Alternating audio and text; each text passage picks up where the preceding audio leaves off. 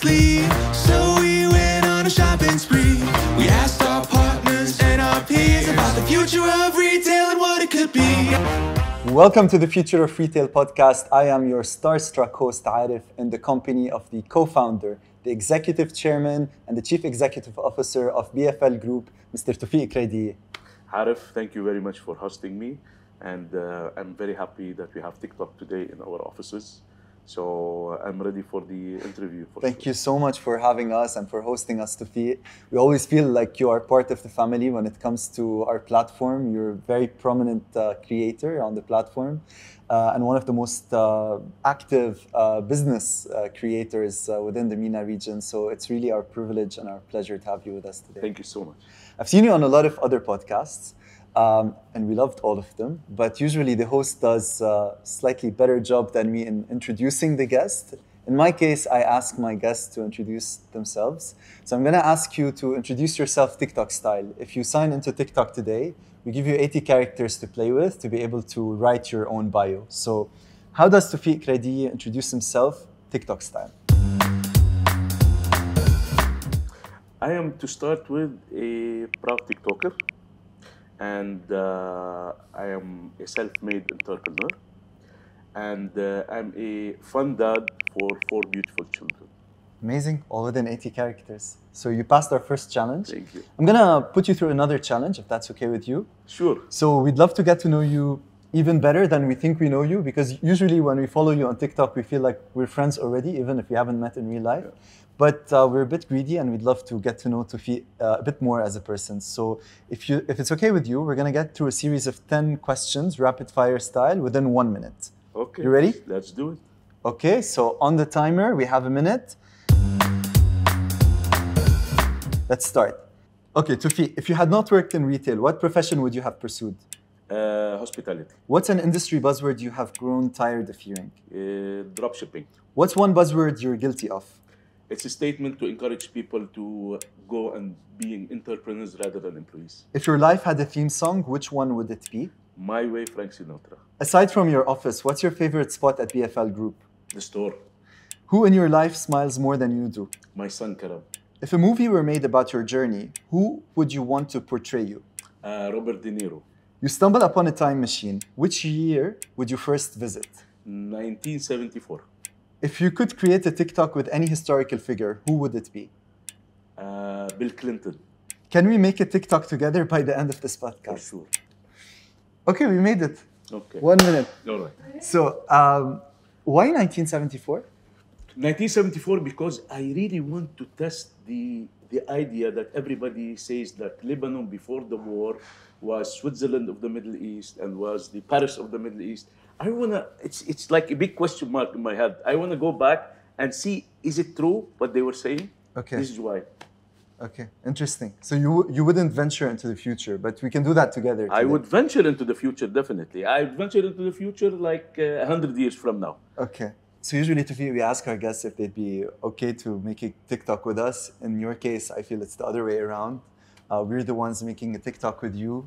So tell us a bit more about this marriage made in heaven. How did this relationship start between you and our platform? Actually, it all happened because of an advice of a friend of mine. His name is Mahdi. He told me, let's go and put you on TikTok. And for me, like TikTok was something that my kids do because I see them, dancing and singing on TikTok. I didn't believe it at the beginning. And then, he said, okay, let's give it a shot. So we made the first video. And the video was very simple. It was just me introducing myself. And suddenly we had 1.4 million views. I can reach the Gen Zs. I can reach everyone. I can explain to them about our business.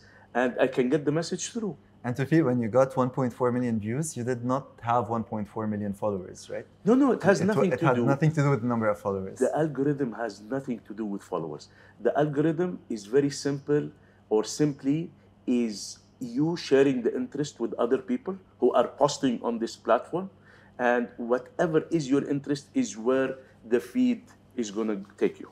I honestly feel like you can do my job better, but it's 100% based on an interest graph versus a social graph, and that's why it doesn't matter the number of followers you have, so long as the content that you are posting is relevant content. But a lot of people have asked us about you specifically, like what is Toufic Kreidieh doing that is very special? Like how's it working?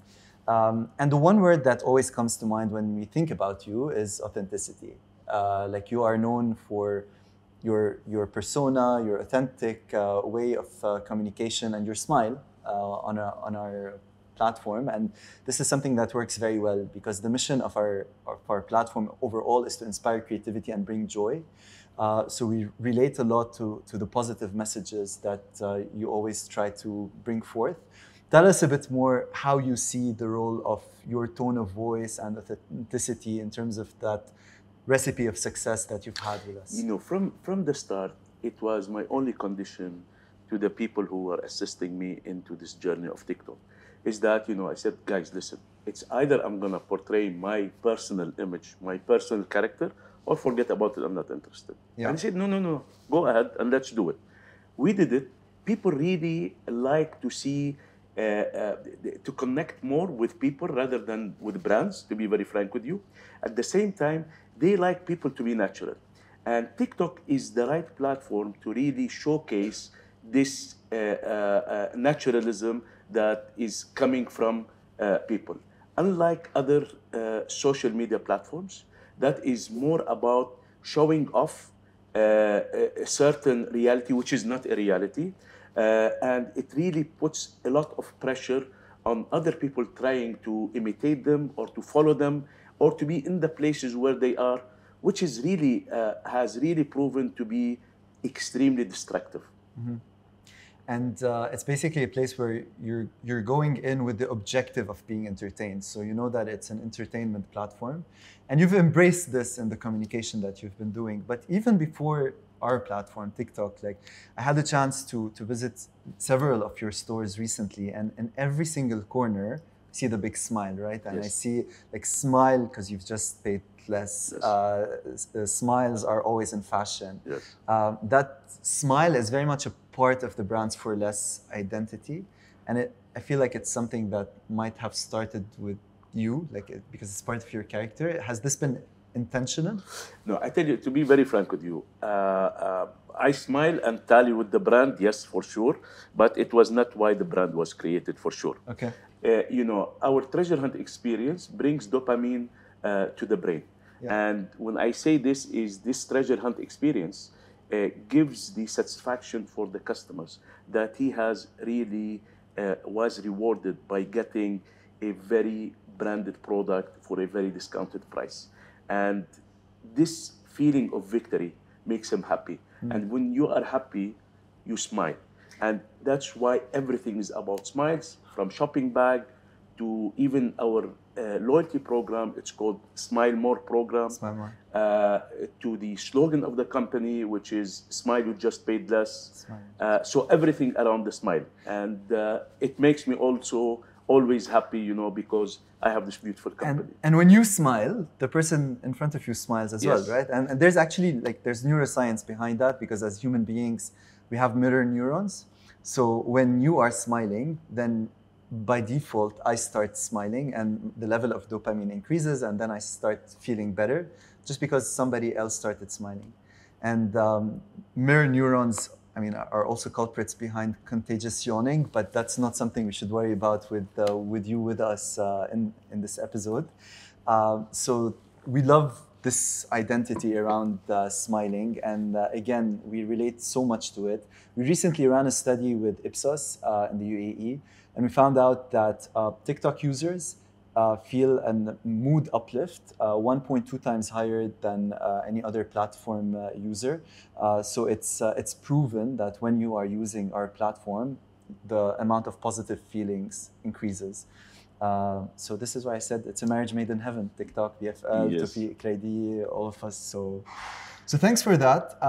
We're clear about how you started using Toufic as a brand, and you're posting from Toufic Kreidieh from your personal account when it comes to most of the communication.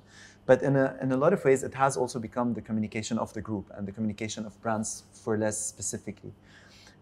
How has this journey been so far, like with your marketing team? Like, have they embraced the fact that you are now the ambassador of the platform, that you are the key influencer? Yes, to be very frank with you, this really helped us on all levels. We have been contacted or being contacted lately by a lot of people who really want to join the company because they know the owner of the company, Yeah. they follow him on TikTok, on social media. In addition to that, we went, I think, all the way. We went into they put me on the billboards on the streets, which was something really daring to a certain level, but really had a very good impact on the I think the next thing customers. we want to put you on a TikTok top view, which is the first video that plays when you open TikTok. Thank you. And a lot Thank you. of brand ambassadors are being on those top views. So we'd love to see Toufic in a Brands for Less top view one day. It will really be an honor, Yeah. to be very frank. And it's been it's been a very helping component, especially in our marketing efforts. It's an everyday effort to introduce your brand, to get new customers, to increase traffic to the stores. Even me going and doing the TikTok videos in the stores is you find everybody is asking, where are you now? Which store you are? Coming to visit the stores. Maybe they would meet me at the store. People are expecting discounts now because in a lot of your TikToks, like you're at the cashier and you ask people, show me the charge on your phone.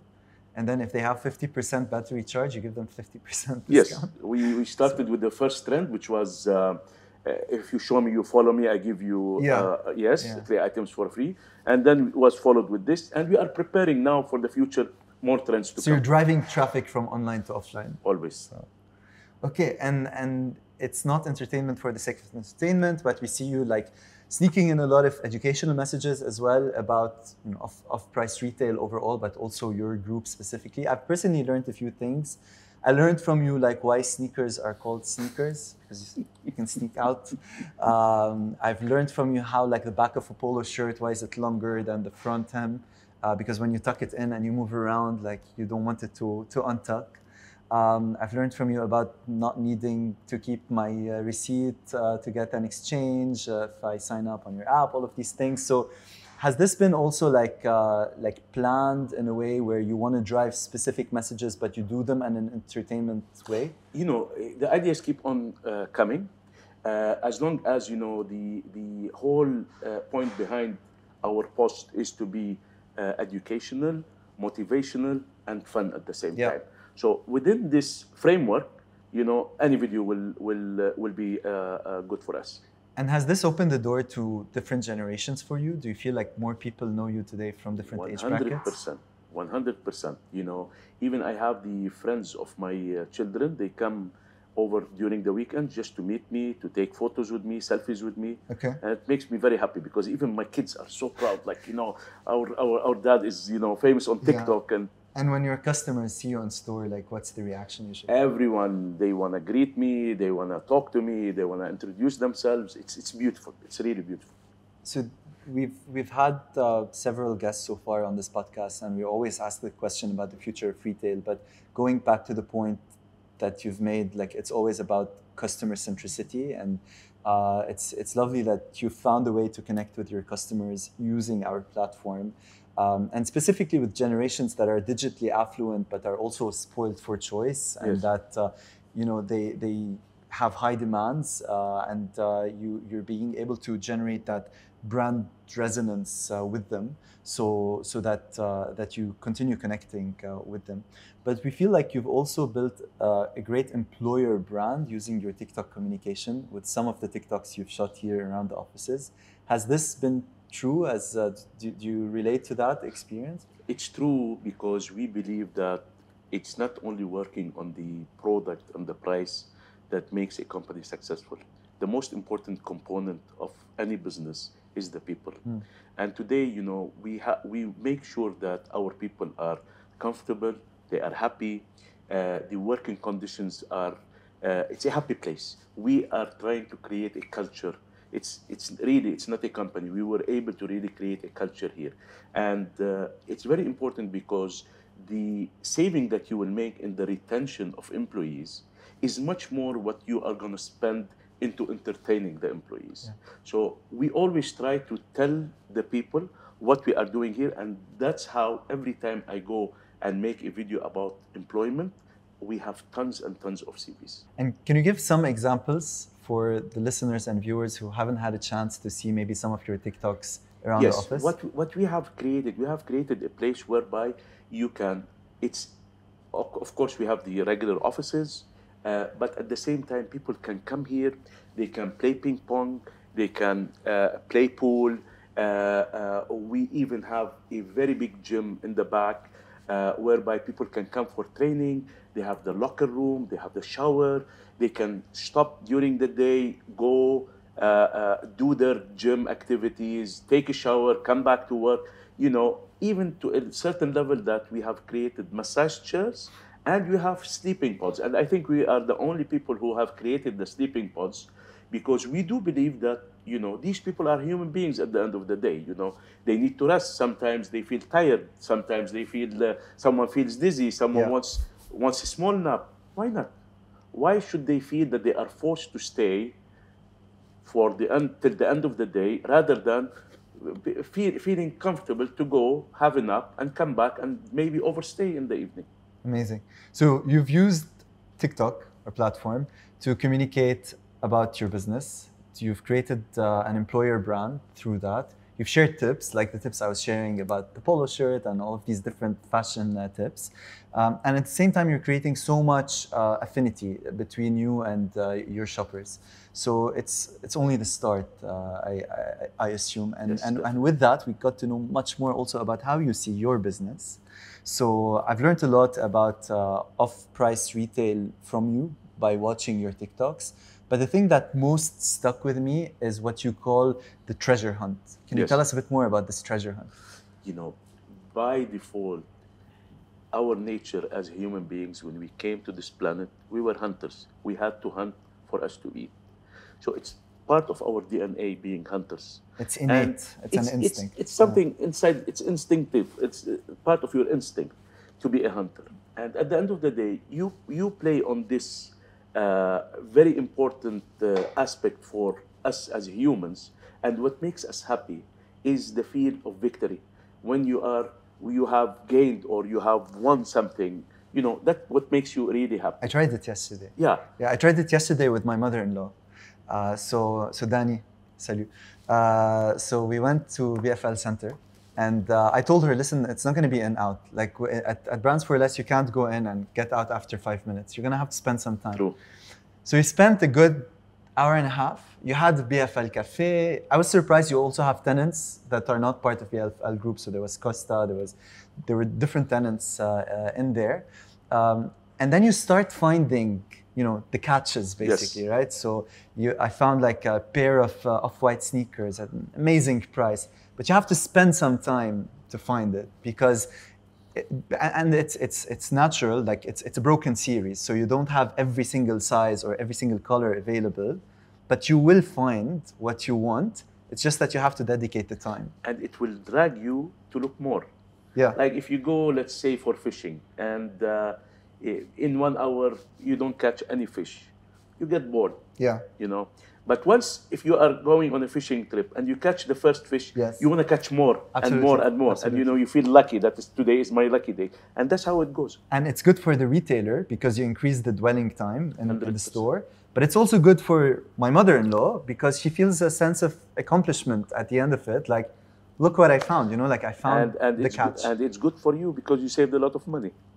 I mean, she was inviting me, but yeah, it's really an immersive experience in a way. And this is perhaps one of the many reasons why off-price retail continues booming versus the rest of the industry.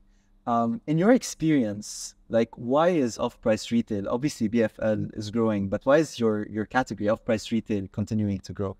You know, off-price retail has been there forever. As long as, you know, the regular brands are there producing, as long as there is overproduction or underproduction, as long as there is any economical cycle change, as long as there is any change in income for Yeah. the consumers, there's always going to be extra merchandise to be sold to the end consumer. And today, the whole world is looking after sustainability. At a certain time, destruction of goods was the end result when the good or the item does not sell. Yeah.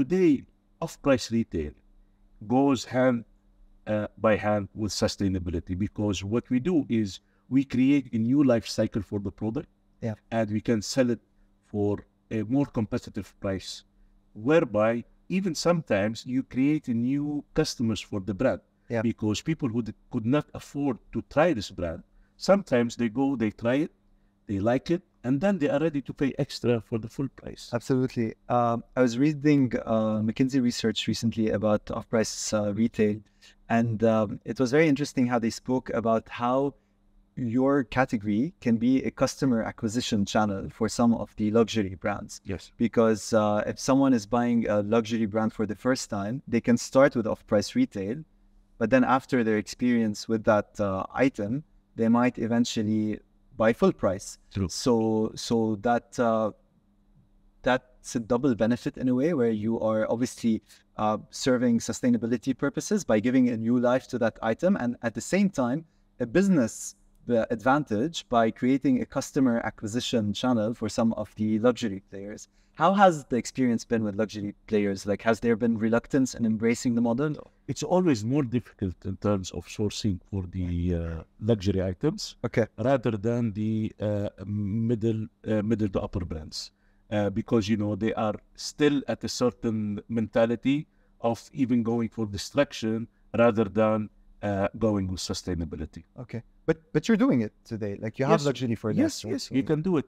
This is an open market. Parallel import is allowed as long as the item is genuine, and Yeah. this is the most important. Authentic items. Yes. More than all of this, so sustainability is a big reason why you're growing. You serving as a customer acquisition channel for some of the luxury players could be another reason. But the big one that comes to mind is how your business happens to be very counter-signal, right? So if I'm not mistaken, in 2008, when the rest of the industry had a dip, yours was flying. Always. It is a counter-cyclical business for sure. This is 100% has been proven to us during all of these years. I remember the biggest expansion that we had was back in 2009, Okay. which was, the whole world was going through a financial crisis. I remember at that time, on the scale of the size of the business at that time, we opened 10 stores in 1 year, which was like a really big number at that time. And we always see, when everyone is suffering, it means, let's say, businesses are suffering. We have more availability for better brands. We can negotiate better prices. And at the same time, we can go and get better locations for our customers. So the economic conditions that can be headwinds for other businesses are actually tailwinds to yours. Always the case. Okay. And if you think of off-price retail, are you comfortable sharing like what % of it is in offline and what % is in online today? Yeah, sure. Today, we are very happy that we have reached 12% of our turnover to be online. And is the online component growing faster? Of course, it's growing faster because, if you want to Yeah, compare because it, the base is it lower. did not Yeah. exist before, Yeah. especially after COVID, and especially because the Gen Zs are more tech savvy. Yeah. They prefer to really shop online. So in general, beyond the MENA region, if we take Europe as an example, today the online component is around 40% of price retail. And the prediction is that it's going to continue growing by 13 percentage points year on year. And that overall off-price retail is going to grow 5 times faster than the full price segment of retail. So you are here to stay, and your category is definitely here to stay. Definitely. And for our listeners and viewers, I'd love us to dissect a little bit what is the competitive advantage of off-price retail in an offline environment and in an online environment. What are some of the things you are doing specifically to dial up the immersive experience in the offline component of the business? Lately we have established 1 year ago, I think, the flagship store in Motor City, whereby we have created a full shopping experience, we already gave also other tenants providing services. Yeah. And now what we have done is we acquired the land next to it. We're gonna increase this area. We're gonna create more of amusement, a more F&B experience, surrounding the branch for less, whereby, yes, we are a destination, we are a traffic puller, people come to branch for less, but at the same time, they can do other activities, and we believe this is how the way we can perfect the shopping experience of the brick and mortar. In addition to that, we have to always tally between the brick and mortar and the online experience by the omni-channel and creating, along with the loyalty program that we have, the digital wallet, whereby the customers can benefit from both experiences. They can buy from one channel, they can return, refund another channel. Everything goes into your digital wallet. In a smooth way. Yes. It's amazing. I recently heard a real estate agent, because you mentioned Motor City, and they were mentioning BFL as one of the unique selling propositions of a specific area there, that you have BFL Center in the area. So it's already being referred to, and this is before the if you look into Motor City, for example, you will see we were the first people who really established this business there in this part of the Motor City, and now it's full of retail. So it's so nice that you see that you are contributing to the growth of the economic situation or status of a certain area. Absolutely, and that's the model also in other countries, like in the UK, like Bicester Village. Like, you make an effort to go to that area, but then once you're there, you have F&B. It's a beautiful area. All the brands are there, so it's really like an immersive experience. And I'm aware that like outlet villages or outlet malls are very different than the BFL value proposition, but both can be under the umbrella of off-price retail overall. And it feels like when it comes to the offline component of it, the key takeaway is it has to be immersive. You have to increase the dwelling time.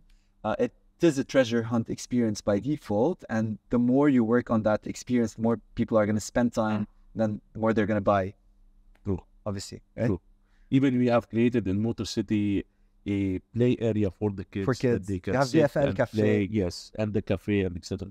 Can that really be replicated in an online experience? Like, between us, like, is it really the same? You try to do your best to replicate the experience of the treasure hunt. Today, our shoppers, they enter the site looking into putting, let's say, filtering their size. Yeah. And from their size, the filter of their size, they will come all the brands that are available. Or you can even put a brand and the size. Yeah. And you'll have all the available items on the platform, and accordingly, they will choose which is the treasure that is suitable for them. Right. So it's still a treasure hunt, but a different kind of treasure hunt.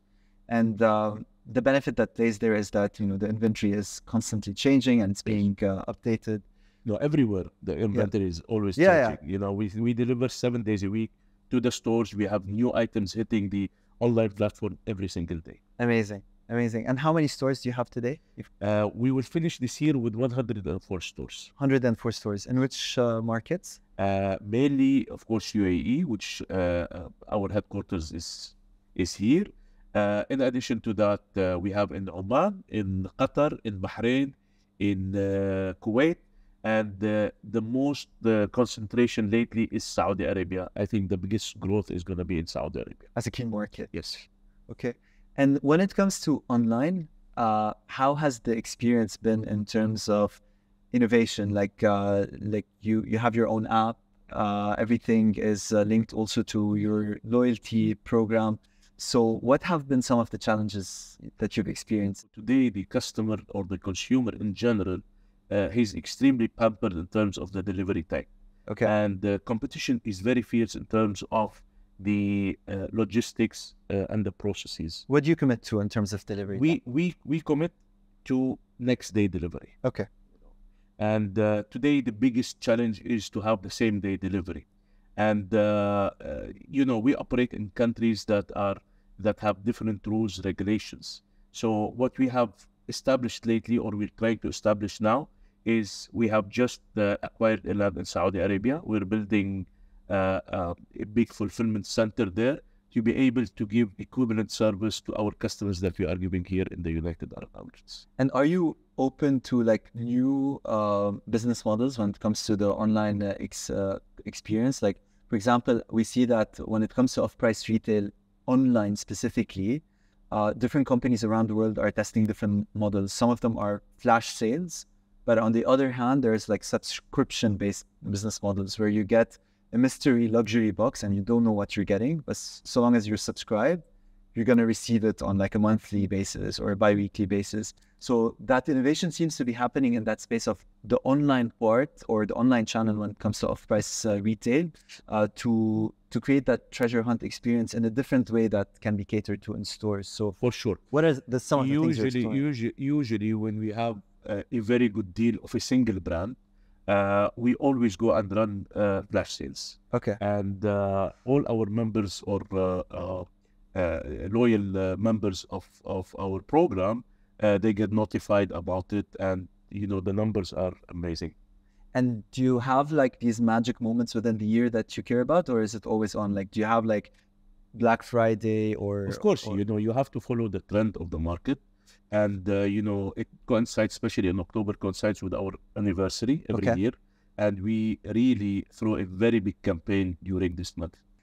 So what are the two biggest moments for you in the year when it comes to shopping? Of course, the biggest moment is always Christmas time.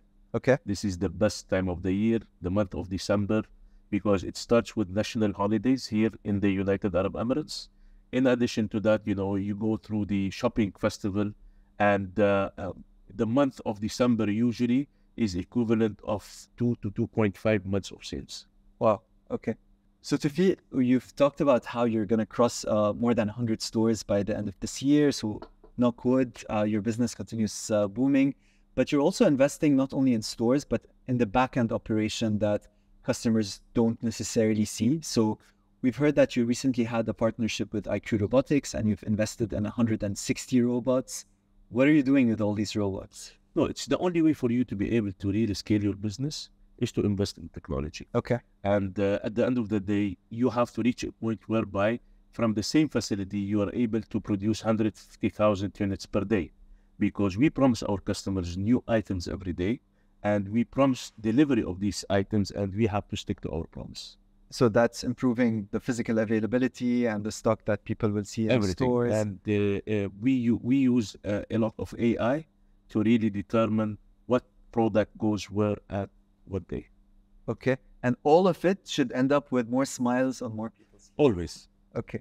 You've talked as well about reverse logistics in the case of off-price retail. So do you believe that this is part of the future of off-price retail? Is it more about innovations when it comes to supply chain, or what exactly is the future of the sector? Off-price retail is a solution for reverse logistics to start. Today, companies, online and offline, they spend a lot of money on returns. Yeah. And the off-price retailer can be a solution or a direct solution for these retailers or people who are operating on online platforms. That's why we have a lot of contracts with both online companies and a lot of retail companies that we take everything that comes by. Yeah. And overstock will always be there, right? Like even like people like don't always think about it, but because of economies of scale, sometimes it's more efficient for a manufacturer to produce 1,000 units versus 900. So they will have overstock, and then these items find a life when it comes to off-price retail. Always, and the ever-increasing population all around the world, the ever-introduction of new brands coming and trying and failing and not meeting expectation, there's always a room for off-price. I remember when I wasn't there. When I say I remember, it's not that I was with you in 1996, but you've talked a lot about how when you started your journey in the late 90s and you visited TJ Maxx and you started your business from the first store in Lebanon, you've talked about how you depended a lot on shipping from the US. Is that still the case today, or do you ship from? Still until today, 60% of our imports are from the States. Okay. Until today. Because this part of the world is very brand conscious about the American brands mainly. Is the focus on sustainability, Is it a buzzword? Is it something that we would talk about in a podcast, or do you see it that like no customers are actually starting to care about sustainability? Of course, customers, especially Gen Z, especially our beloved people on TikTok. Yeah. These are the people who are really after sustainability. And today, all the companies, even the governments are introducing new laws to enhance and encourage sustainability. So the future of retail, the name of our podcast, some of the themes we're covering, we're saying sustainability is a big theme.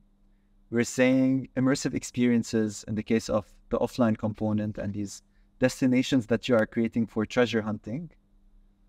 What else? We've talked about robotics and automation when it comes to supply chain. Have you covered everything related to the future of your industry? I think the Gen Zs, they don't like to overspend money, and they believe in smart shopping. Right. And I believe off-price will be there to cater for them. I had a boss who taught me once like a formula. I don't know if he invented it or if it was real, but it was value equals equity divided by price. And I say this because you're bringing up price consciousness. I think like people use the word interchangeably for value and low price, but it doesn't mean the same thing. True. Like these customers you're referring to that are Gen Zers, that are millennials that you find on our platform, they're very value conscious, but they know what they're paying for. So if you give them something very bad quality, but very cheap, it doesn't work. That's not value. That's not creating value. But the value you get is after a treasure hunt at Brands for Less, when you find that item, and it's an authentic item because all your products are authentic, it's a brand that you like at a good price, then that's equity by price. So finally, it made sense to me, like a decade after I heard that formula, but now that I'm talking to you, like it makes sense. So the value seeking is only going to aggravate or increase in the coming years. And that's why all these companies are forecasting your sector to continue booming and booming until 2030 and beyond. I think we are in the right place. Amazing. Okay. So we've covered a lot about what you think the future of off-price retail is. Are you okay to play a little game with us? Yeah, sure. Okay, it's data driven, but I'm gonna read out to you 3 stats, and I'm gonna ask you to treat them the way that people interact with your TikToks. So you're very active on our platform, and you see that every time you post something, we either heart it or we share it. You get a lot of notifications for shares, or that people start commenting on your TikTok. Sure. And that's where most of the interaction happens, in our comment section. We call it the digital campfires. So I'm going to ask you to treat every statistic as a TikTok and tell me, do you want to heart it? Do you want to share it? Or do you want to comment on it? Sure, let's go. Cool. So the first one is about our platform. 71% of TikTok users say that creators' authenticity motivates them to buy from a brand by closing the trust gap. Share it. With whom? I'll share it with my marketing team. Okay. For them to really know how much they should really focus on this tool that we have in our hand. Okay. So I just have to say the source is Ipsos in 2022 study on the new age of influence. So the second statistic, this is not about our platform. This is about off-price retail.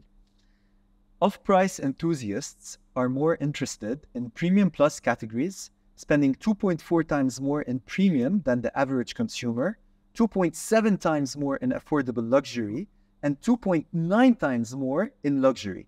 This is a study from McKinsey, made in Germany in 2022. Share it.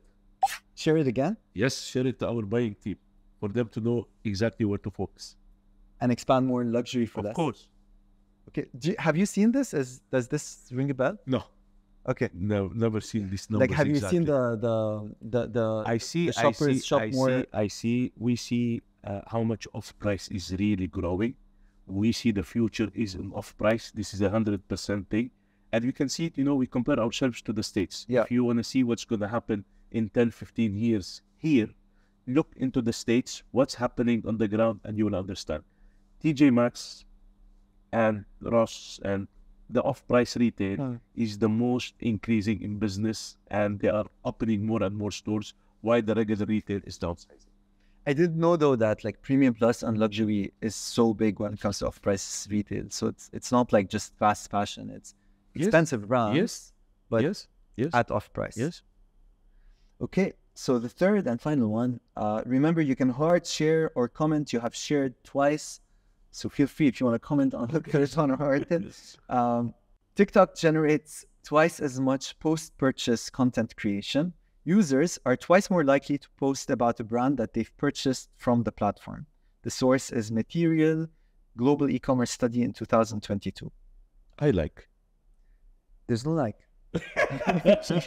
You can heart No? it. Okay, heart. Heart. Okay, sorry. Big heart. Big heart from Toufic. Big heart. Okay. So Toufic, unfortunately, all good things have to come to an end. So we are nearing the end of our podcast today. But I have a couple more questions if you still have a couple of minutes for me. Yeah, please, go ahead. So if you can travel in time to the year 2030, what would be the first question that you would ask your future customer? My future customer. Yes. Show me that you follow me on TikTok. I'll give you 3 items for free. That's a very good one.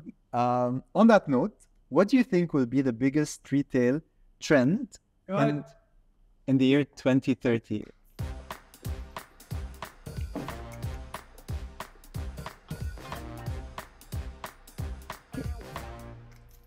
I'm really sorry. Like, things keep getting more awkward. But this was the Future of Retail podcast with Toufic Kreidieh, co-founder, executive chairman, and CEO of Brands for Less, PFL Group. Thank you so much for having us, Toufic. This was Arif Yahya, Future of Retail podcast. See you in another episode. Thank you. Thank you, Toufic.